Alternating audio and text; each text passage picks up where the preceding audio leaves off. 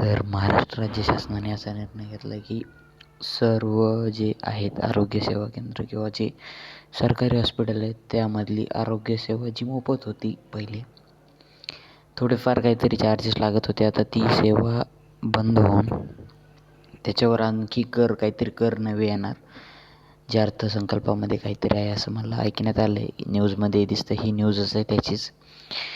तर असं काही होणार आहे, पण मला असं वाटतं की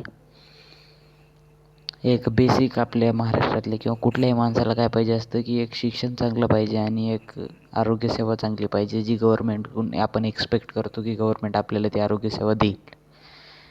गव्हर्मेंटचे हॉस्पिटल तुम्ही बघायला जावं लिटरली, म्हणजे त्यामध्ये गव्हर्मेंटची काही चुकी नाही. गव्हर्मेंट एक प्रॉपर हॉस्पिटल बनवतं, सगळ्या गोष्टी करतं आहे, पण आपलेच लोक त्यामध्ये गव्हर्मेंटचे त्याचा यूज बरोबर करत नाही आहेत. आपणच त्याचं म्हणजे की कुठलंही थुकणे, घाण करणे, हे करणे, आपणच जर आपलं हॉस्पिटल क्लीन नाही ठेवणार त्यामुळं त्याला आपण काही नाही बोलू शकत. पण एवढं सांगतो की जे मोफत गोष्टी होत्या त्या परत सारखं का बंद होत चाललेल्या आहेत. स्कूल्सचं बघा तुम्ही, झेडपी शाळांचे जेव्हा आहेत, तो आता सध्याची कंडिशन एकदम काही झेडपी शाळाचे जे की गाव लेवलवर किंवा जे आपल्या तालुका लेवलवर जे पण कार्यरत सरपंच साहेब किंवा कोणी पण जे कार्यरत आहेत ते जर वर्क करत असतील तर ते ठिकाणची शाळा चांगली.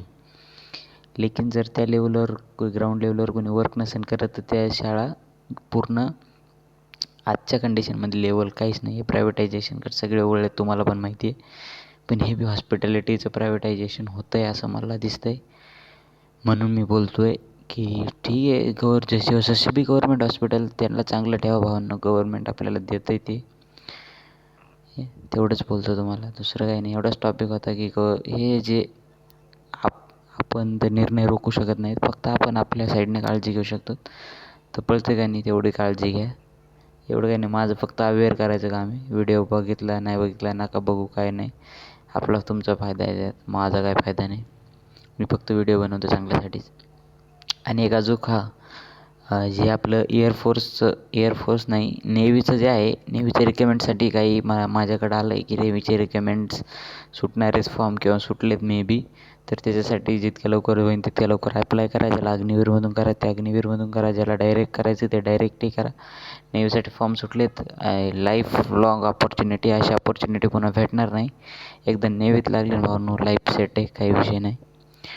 आणि हे GDS जे पोस्टचं होतं ते पोस्टचे पण फॉर्म सुरू झालेले आहेत. ते 2 तारखेलाच सुरू झाले. 2 तारीख ते मे बी 16 तारखेपर्यंत ते फॉर्म चालू आहेत. तर जितक्या लवकर होईल तितक्या लवकर भरा. 100 रुपयेच फी आहे. फिमेलला फ्री आहे. 18 ते 36 वयोगट आपला हे असतं वय, त्याच्यामध्ये आपण त्या वयाचं असतील तर फॉर्म भरा. 90% असतील तरच फॉर्म भरा. अरे काय पैसे घालू नका 100 रुपये तिकडं. फिमेल असेल तर भरून टाका, काही विषय नाही. आणि अजून जे आपले रेल्वे ग्रुप D आहे त्याचे पण फॉर्म सुरू झाले आहेत, तर ते पण फॉर्म भरा. तेवढं काही नाही, आपलं इन्फॉर्मेशन आपण देत असतो आपल्या यूट्यूब चॅनलवर. तर काही नाही, लक्ष ठेवा, सबस्क्राईब करा, लाईक करा, मराठी माणसाला सपोर्ट करा. बांधिलकी.